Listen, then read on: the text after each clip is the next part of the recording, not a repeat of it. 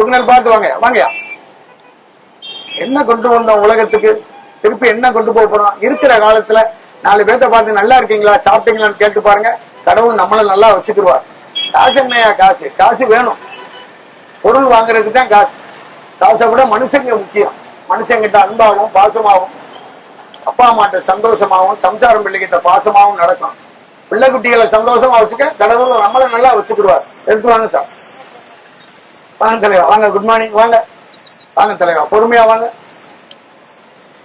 படிக்கிறதெல்லாம் பரீட்சைக்கு வராது, நினைக்கிறதெல்லாம் வாழ்க்கையில நடக்காது.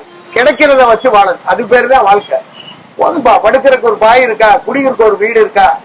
48 கோடி பேருக்கு ஒருவேளை சோறு சாப்பிடாம இருக்காங்க.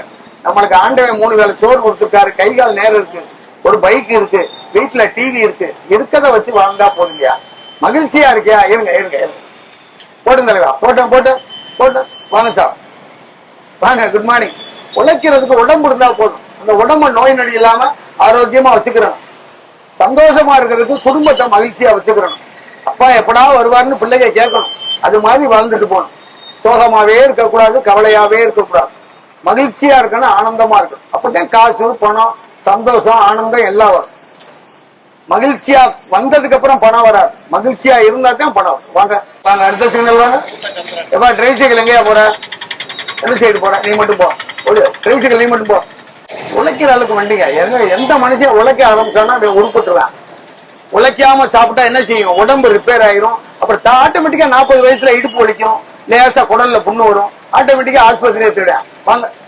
ஓடாத வண்டி ஒர்க் ஷாப்புக்கு போயிடும், உழைக்காத உடம்பு ஆஸ்பத்திரிக்கு போயிடும். அது எப்படி உடம்பு சொல்லு? உழைச்சுக்கிட்டே இரு. உழைக்கிறவனுக்கு கொஞ்சம் காசு இருக்காது, அவ்வளவுதான், கொஞ்சம் கம்மியா இருக்கும். சாப்பிடுறதுக்கு எல்லாமே கிடைக்கும். கொஞ்சம் காரு வண்டி பணம், அதுக்கு கொஞ்சம் மூளை வேலை பார்க்கணும். வாங்க. பணம் எல்லாத்தையுமே கிடைக்காது, அதுக்கு ஒரு கொஞ்சம் உடம்பு நாலேஜ் வேணும். காசு அழகா சம்பாதிக்கலாம்.